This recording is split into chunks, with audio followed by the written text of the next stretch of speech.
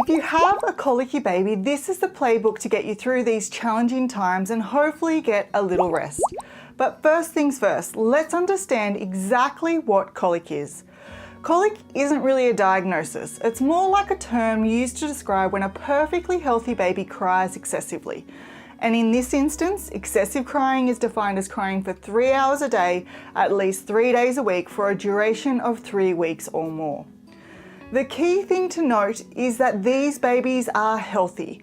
Their crying isn't due to any feeding difficulties, allergies, or a specific medical condition. So, the first play in your colic playbook is to rule out any potential medical causes and tackle any feeding challenges by checking in with your baby's doctor or a lactation consultant. If you've ruled these out and your baby still remains colicky, it might help you to know that you are not alone. All babies go through a fussy period that begins typically around 2 weeks of age, peaks at 6 to 8 weeks, and usually improves by 3 to 4 months of age. And during this phase, some babies just tend to cry more than others. Now, knowing that you might be in for a couple of months of unsettled times, let's look at some science-backed soothing strategies to help your baby during this tricky period. This first tip for calming your colicky baby might surprise you. It's something that's well known to be an excellent sleep aid for newborns, but it can also work wonders as a calming technique for colicky babies. So what is it? It's swaddling. Swaddling your baby in a blanket or a swaddle sleeping bag helps to recreate the snug environment they experienced while in the womb.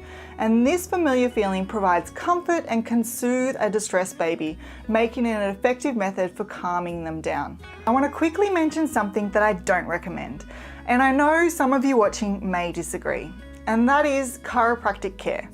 There are a few reasons why chiropractic care for babies is not recommended here in Australia. Firstly, there is limited scientific research supporting the efficacy of chiropractic care for babies. Most of the information we have comes from individual stories or case reports, and these don't provide solid evidence that chiropractic care can help babies who cry excessively. Secondly, babies are still growing and their bodies are really delicate. Their bones, joints, and soft tissues are fragile, so chiropractic treatments can be harmful. If the treatment isn't done right, there's a chance of serious injuries like fractures or dislocations. And lastly, not every chiropractor has specialised training or experience in working safely with babies, and this means there's a risk they could use the wrong treatment and potentially harm a baby. And because of these reasons, I don't recommend using chiropractic care to treat a colicky baby. Honestly, it's amazing how well these holding techniques work, especially when it seems like your baby is inconsolable no matter what you try, so make sure you check it out.